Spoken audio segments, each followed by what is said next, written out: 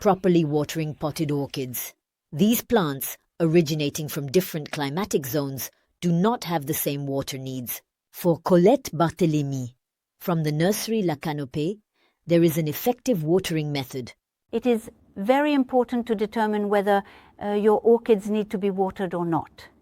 If you overwater them, you will cause the root system to rot, and an orchid that has no roots really struggles to nourish itself. It will not grow well and even less so bloom. Conversely, if you water too little, obviously your plant will be thirsty, it will retract a little, and it will struggle to develop. Whatever your orchid, whether it is a Phalaenopsis, an Oncidium, or any other orchid in a pot, you can get into the habit of weighing the pot and determining 3 different situations. First situation, the pot is very heavy, it is still really soaked with water, the plant has not absorbed its previous watering, you should definitely not water it today. Second situation, the pot is very light, which means it should have been watered perhaps a few days ago, and it needs to be prioritized for proper rehydration of the root system. The third situation is the ideal situation. That is to say, the pot is just light and today is the perfect day. The plant has absorbed its watering, it has not started to draw from its reserves out of survival instinct. We give it water exactly at the right time. If you have a Phalaenopsis, they are often presented in transparent pots. You can also use the transparency of the pot to look at the root system.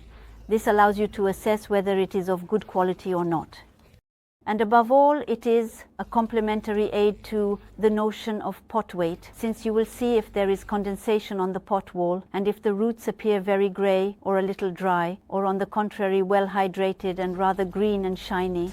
To water, you can use rainwater, provided it is collected in clean conditions, that is, in an unpolluted area. You can also use tap water, as long as it is not hard. In all situations, you should collect water in a basin, let it sit overnight to reach room temperature, and in the case of tap water, to allow the chlorine to evaporate. The next morning, take a small amount of water in a cache pot, let the orchid soak in it for a few minutes. Air bubbles may rise to the surface of the water. You can let your plant drain and put it back in its place. The watering is done.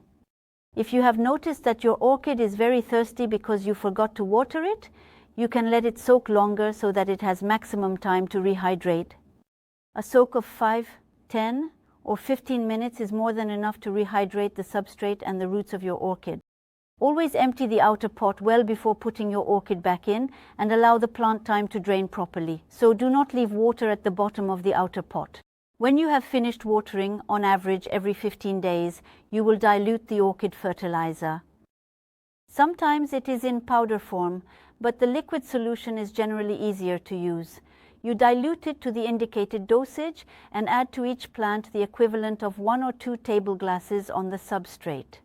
And your orchid will absorb that fertilizer to promote its growth and flowering. Be careful. Communal baths facilitate the transmission of pests from one plant to another.